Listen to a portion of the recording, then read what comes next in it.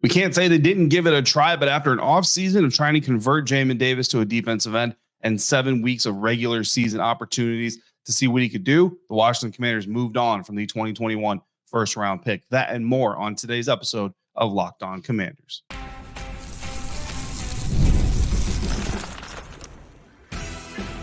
You are Locked On Commanders, your daily podcast on the Washington Commanders.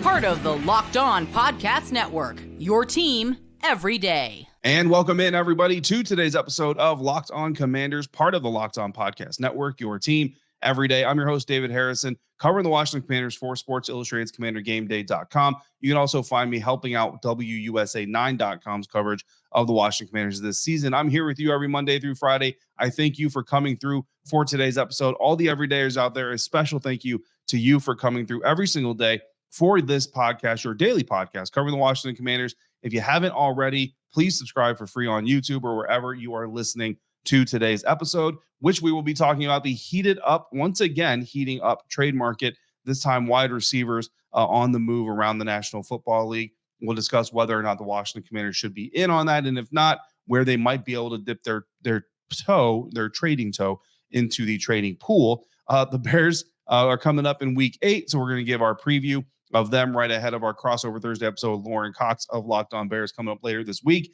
But we're going to start it all off, of course, with the big news that came out Tuesday afternoon, Jamin Davis being released among some other roster moves. Today's episode is brought to you by FanDuel. Place your first $5 bet, and you'll get started with $200 in bonus bets guaranteed. Visit FanDuel.com to get started today. So 2021 first-round draft pick, 19th overall pick of the 2021 NFL draft, linebacker Jamin Davis out of Kentucky came in with an amazing athletic profile, and that was really kind of the draw for the Washington Commanders and the reason that some people had him on in their first round board. Some teams reportedly had him as a day 2 guy as well. I know a lot of Washington Commanders fans, analysts, pundits, me myself, to be honest with you, wanted the team to go after Jeremiah Owusu-Koramoah, who instead ended up going to the Cleveland Browns. And he's become kind of a key cog to the Cleveland Browns defense. One of the players that, as the Browns are actually selling pieces off right now, nor towards the trade deadline, Jeremiah Owusu-Koramoah, JOK for short, is one of those guys that they're expected to hold on to as a building block for their future. So, you know, there's both sides of that conversation. And of course, a lot of Commanders fans have kind of lamented over the years of, man, if this team had JOK, what could happen? All this other stuff. Of course, there's no guarantees that Jeremiah Owusu-Koramoah comes to this Washington Commanders team and this defense with everything that went on around it and with it and has any more success than Jamin Davis did. But bottom line is Jamin Davis was the pick, did not pan out as an off-ball linebacker, had some moments, right? But even going into the 2023 NFL season, it was another year where we all kind of sat back and said, okay, is Jamin Davis going to have this breakout season? Is he really going to start to capitalize on this first-round talent? And all these things. And certainly there were always flashes. But the point that we made here on the program a lot last year was that when you're talking about a first round pick in his 3rd NFL season, this is the season that you should start seeing him dictate the game. You don't want to see flashes. You want to see flashes in year 1, hopefully more than just flashes in year 1. But year 1 is the year where you're okay just seeing flashes. Year 2, you need to start seeing consistent flashes. Year 3 is where a first round pick, if you're really going to pan out, needs to be a consistent impactor on the game. I'm not even sure that's proper English, but you get what I'm saying. Needs to be a guy that's starting to be game planned against by opposing offenses. And then, of course, in year 4, you know, you should be building that consistency, becoming one of the better players in the National Football League. That's on a kind of a standard elevation chart.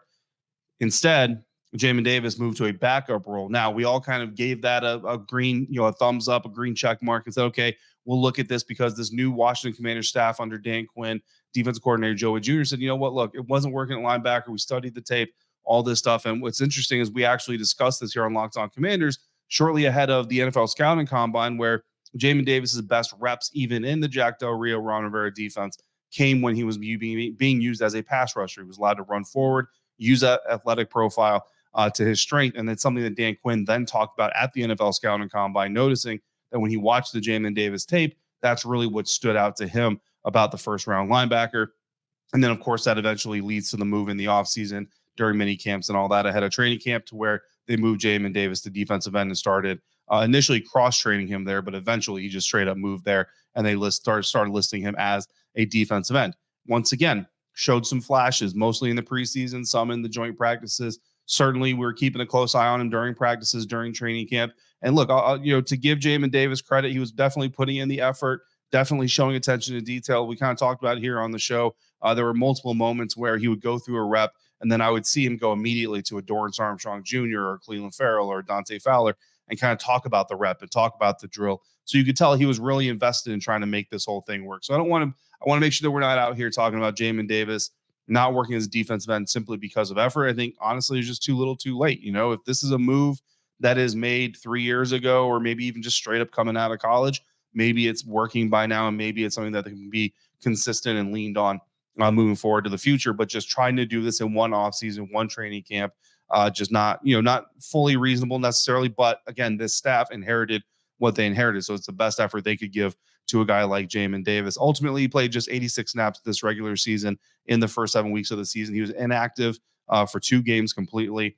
Was active against the Carolina Panthers, still only got a few reps, even with Dorrance Armstrong Jr. injured. So it was clear that he just was not a part of the rotation, not a part of the consistent plan here for the Washington Commanders. And honestly, Jamin Davis being released might be, I don't want to draw too many, connect too many dots prematurely, but it actually might be good news that Dorrance Armstrong Jr.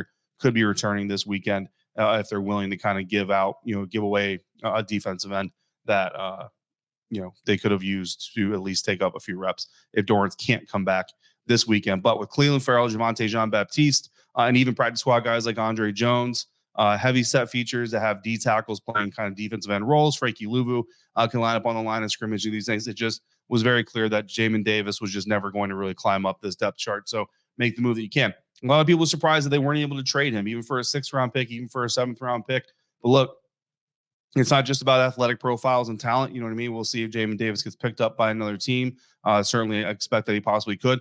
If he doesn't get picked up off of waivers, there is a possibility, I suppose, that he could be signed back to the practice squad. You know what I mean? Right now, the practice squad is full, from my understanding, but never say never. I would be a little bit surprised to see that happen, to be quite honest with you, but never say never. Right now, with Jamin Davis being released, only Emmanuel Forbes is the last remaining. Emmanuel Forbes is the last remaining first-round pick from the Ron Rivera era of draft picks, and only 13 of 33 overall picks still remain with the team. That's 39%, not a very high percentage of success coming from the last 4 years of draft classes before the season. Of course, everyone is still waiting on the other shoe to drop, potentially with Emmanuel Forbes, who did have an interception against the Carolina Panthers last week. I don't see Emmanuel Forbes being released or traded unless Washington trades for another cornerback, right? I don't think they're going to sign somebody off the street right now and think, okay, you'll come in and be our 3rd best perimeter cornerback, which is basically what Emmanuel Forbes is saying at 3rd or 4th, right? Percy Butler certainly getting some reps as a perimeter corner as well.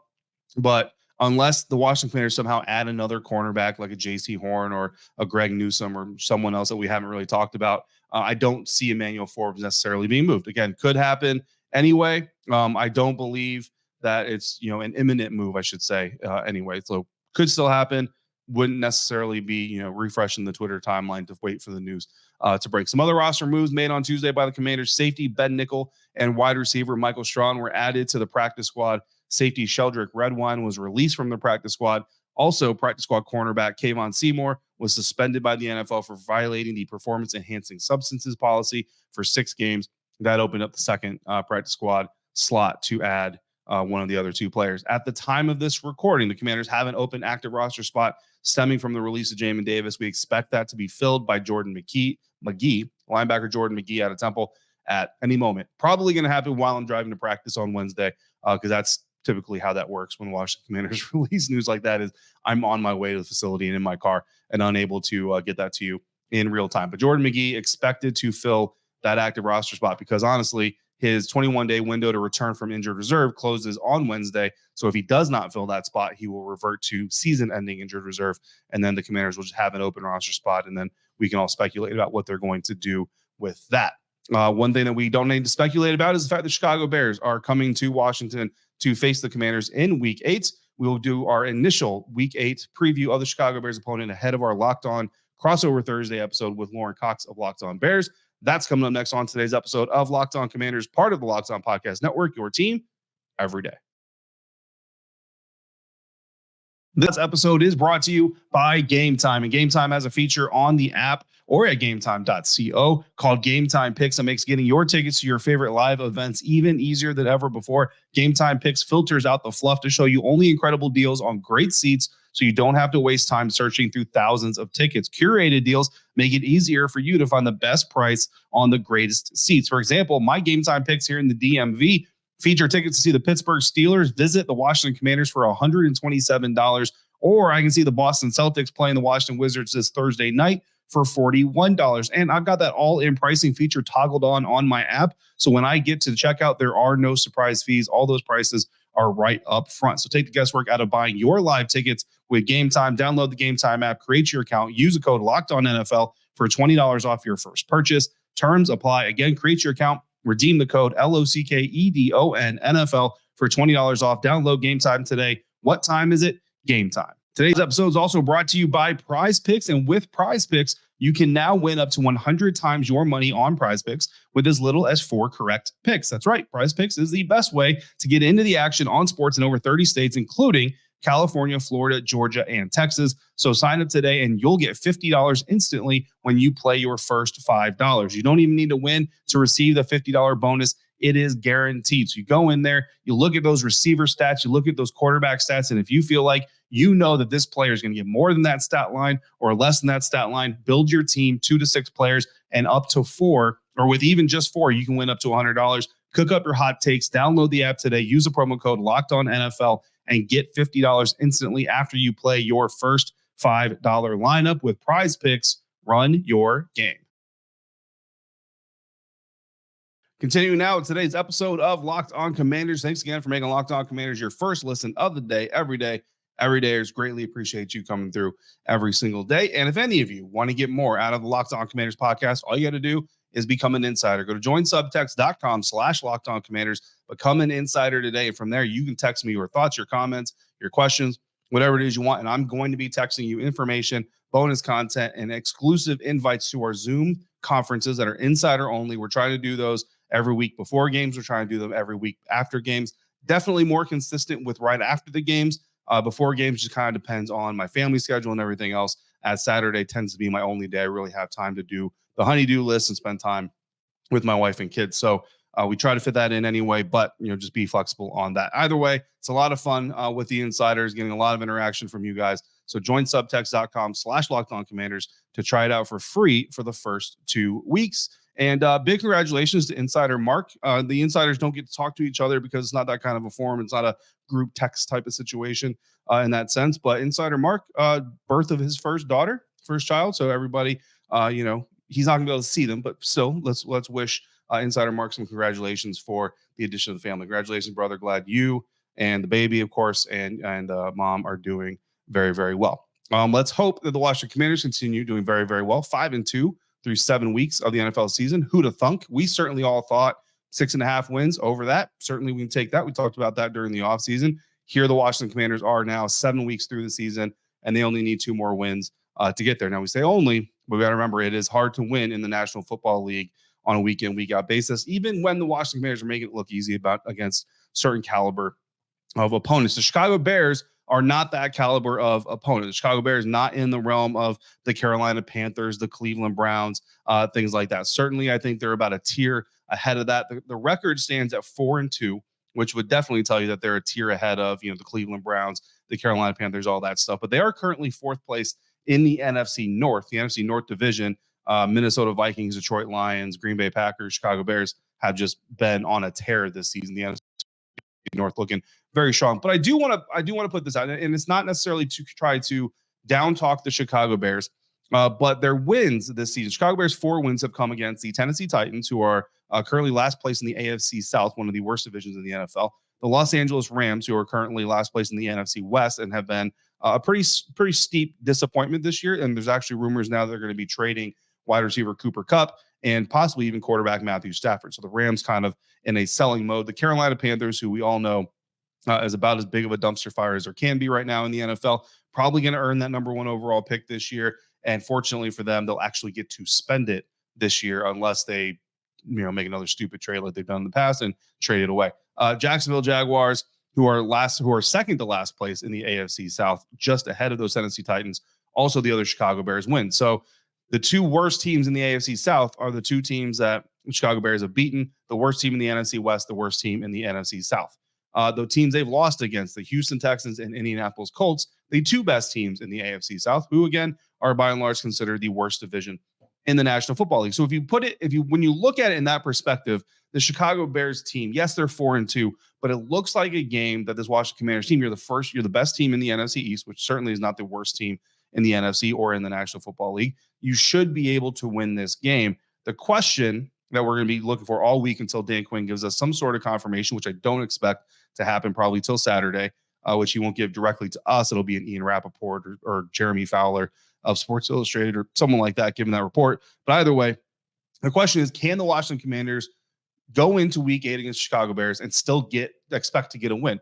I'm going to say yes. I'm going to tell you why here. This is a game of strength on strength and weakness versus weakness. The Washington Commanders' strength, as we know, is the offense. The weakness is the defense. Getting another layer into there, the Washington Commanders' strength on offense is the running attack. Jaden Daniels has looked amazing as a passer, amazing as a quarterback, amazing as a decision maker. But we all understand, I think, that when the Washington Commanders' run game is clicking, it makes things even better for Jaden Daniels. So that in mind, the Chicago Bears offense currently is their weakness, and the Washington Bears defense is their weakness. So when you look at weakness versus weakness, Chicago Bears offense, 28th ranked in total yards per play, 31st in rush yards per attempt, 24th in pass yards per attempt, 21st in third down percentage, third in red zone. So they're actually very, very good in the red zone when they get there, scoring 24.7 points per game, 12th in the National Football League. So not terrible when it comes to scoring. The question is, can they get into scoring range, right? Like, they're really good once they get into the red zone. The question is, can they get in the red zone? So that's going to be kind of the key for the Washington Commanders. Keep them out of the red zone, because that team tends to be where they pick things up a little bit more. Now, those numbers are great. When you hear those numbers right off the cuff, you'd say, okay, this sounds like a team like 28th in overall offense, 31st in rush yards, 24th in pass yards. Like, that should be a team that kind of sounds like the Cleveland Browns, kind of sounds like the Arizona Cardinals, that this team was already able to beat pretty handily, and the defense was actually able to show up against. However, what concerns me about the Chicago Bears offense, where this weakness versus weakness maybe tilts towards the Chicago Bears, is wide receivers DJ Moore, Keenan Allen, Rome Odunze, and tight end Cole Kmet. That is 4 legitimate weapons that this Chicago Bears offense has to try to manipulate this Washington Commanders defense. And we already know the back end of this Washington Commanders defense, especially in coverage, has been the weakness. So the key for the Washington Commanders defense, I believe, here in this game is going to be being able to stop that run, being able to contain Caleb Williams, because he can move a little bit, without having to bring tons of extra pressure, tons of extra guys. Allow your defense to cover in the middle of the field, in the deep part of the field. Allow your linebackers to stay home. Don't require, now obviously you're going to dial it up anyway. Sometimes you're going to crash Frankie Louvu in there, all that stuff, but don't make it a requirement to where, in order to stop this run game, in order to contain Caleb Williams, we have to bring 6 guys from the defense, and we only leave 5 in coverage, because that, I think, is when Caleb Williams will start to pick you apart with these weapons. We have not seen this Washington Commanders defense face an offense with this kind of weaponry since week 1 against the Tampa Bay Buccaneers and the Baltimore Ravens. And of course, we know both of those offenses put up some number against this Washington Commanders defense. So while it's weakness versus weakness, I do give that tilt to the Chicago Bears. They run 11 personnel 66% of the time, 6 highest usage of 13 personnel. So expect to see 3 tight ends a little bit here in this game. Shotgun heavy RPO usage and screen usage, along with design rollouts by Caleb Williams. Zone run rushing offense for the most part. Now, strength versus strength. Commanders offense versus Bears defense. The Bears defense 5th ranked in yards per attempt, yards per play, 20th in rush yards per attempt, 3rd in pass yards per attempt. Interception rate and sack rates are high. 3rd fewest first downs allowed so far this season. 7th best third down defense. 5th best red zone defense. 2nd best goal to go defense. And they're allowing just 16.8 points per game, the 4th least in the National Football League. So where is the soft spot there? 20th in rush yards per attempt. This is a Brian Robinson game, and that is where I get my take that this Washington Commanders team can still beat the Chicago Bears, even if Jaden Daniels can't play, because this is a B-Rob game. This is a Brian Robinson, Austin Eckler, Jeremy McNichols. I'm talking 25, 26 carries combined between the 3. You have to punish the Chicago Bears defense force them to come up, open some things up behind them, throwing lanes, and then trust Jaden Daniels in his smart quarterback decision that he showed that play. Or if it's Marcus Mariota, again, tell him to go out there and make some smart throws as well. But again, lean on the running game either way. So when you're starting a backup quarterback, typically teams want to lean on that run game. This is the game that you can exceptionally do that. The last time we saw the Bears, week 6, they were on a bye last week. So week 6 against the Jacksonville Jaguars, safety Jaquan Brisker was missing. He missed that game with a concussion. Defensive back Kyler Gordon suffered a hamstring injury during the game and had to leave. Defensive back Tyreek Stevenson suffered a calf injury the week of the Jags game and was not able to play. Jaquan Brisker still in concussion protocol. Bears people that I'm seeing around the internet are not necessarily confident that he's going to be able to play this weekend. So we'll keep an eye out for that, as well as the status of Kyler Gordon and Tyreek Stevenson. Tyreek Stevenson was at practice on Monday for the Bears walkthrough. So that's a sign that he'll probably be available. But of course, if they're missing some of their DBs, that bodes well for the Washington Commanders offense as a strength versus strength evaluation. So that's our first look at the Chicago Bears Washington Commanders matchup this weekend. Of course, Lauren Cox and I will do even more talking about this matchup when we get together for Crossover Thursday coming up on our next episode. But to wrap this one up, the NFL trade market heating up again this week. Where will the Washington Commanders strike, if they strike at all? That and more coming up on today's episode of Locked On Commanders, part of the Locked On Podcast Network, your team every day. This episode is brought to you by FanDuel, and NFL fans, you can get a big return right now from FanDuel, America's #1 sportsbook, because when you've got a hunch in the middle of any game you're watching, whether you're watching your home team, whether you're watching your favorite team from across the country, whatever game you're watching, you got a hunch in the middle of it. This player is going to explode in the stat box. This team's going to come back. This team's going to cover the spread. This team's going to do whatever you think they're going to do. Not only can you go to FanDuel to make that wager and put your money where your knowledge is, but you can also go there to view the latest stats, to view the live play-by-play, and get so much more information all in the exact same place where you can place that bet. And you can get started with $200 in bonus bets guaranteed for any new customer when you place your first $5 bet. So again, that's your first $5 bet, win or lose, $200 in bonus bets guaranteed. The Washington Commanders are 2.5-point underdogs against the Chicago Bears this weekend. The over-under on that one is 51.5 points. So you can choose that game or any other game going on. Take full advantage of this latest opportunity by going to FanDuel.com and download America's #1 sportsbook. Wrapping up today's episode of Locked On Commanders. Thanks again for coming through for today's episode. Everydayers, once again, thanks for coming through every single day. DeAndre Hopkins, Tennessee Titans wide receiver, has been traded to the Kansas City Chiefs. Look, there are some people who think that DeAndre Hopkins a little bit over the hill, maybe not as capable as he once was. I think obviously he's not as capable as he once was. Back with Houston Texans, was considered arguably the best wide receiver in the National Football League. Eventually was traded to the Arizona Cardinals, where he was still pretty solid, but kind of started to fall off. Most recently with the Tennessee Titans, they're really not doing much of anything like we just discussed. And now he's headed to the Kansas City Chiefs, who are certainly in need of some receiver help while they try to figure out their offense and lean on their defense a little bit more. The reported compensation is the Tennessee Titans are getting a 5th-round pick that could become a 4th-round pick, depending on certain stipulations. And that essentially is kind of right in the wheelhouse of a deal that I would maybe expect Adam Peters to be willing to make when you're talking about the Washington Commanders. But I know there were some Commanders fans who were interested in DeAndre Hopkins coming to this team, joining Terry McLaurin, Noah Brown, Olamide Zaccheaus, Luke McCaffrey, De'Ami Brown, all those guys. I didn't ever really see DeAndre Hopkins as a legitimate target for the Washington Commanders, just because I don't know that he really adds a dynamic to this receiver group that they don't already have.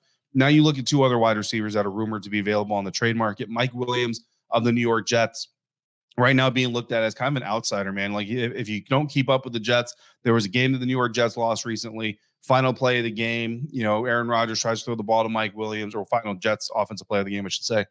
The ball is short, first of all. Mike Williams tries to come back to it and ends up slipping, ends up getting intercepted. And then after the game, Aaron Rodgers just straight up throws Mike Williams under the bus, saying he ran the wrong route. And mid-throw, I had to adjust the throw, and that's why it was short. Look, dude, that may be the truth, and that's fine. You handle that in the locker room. You handle that in the meeting rooms. You don't call Mike Williams out in a press conference like that.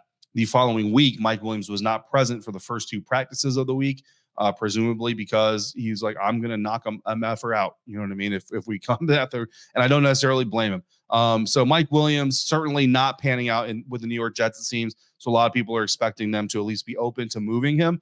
Mike is interesting because he's coming off a major injury that cost him, his time with the Los Angeles Chargers.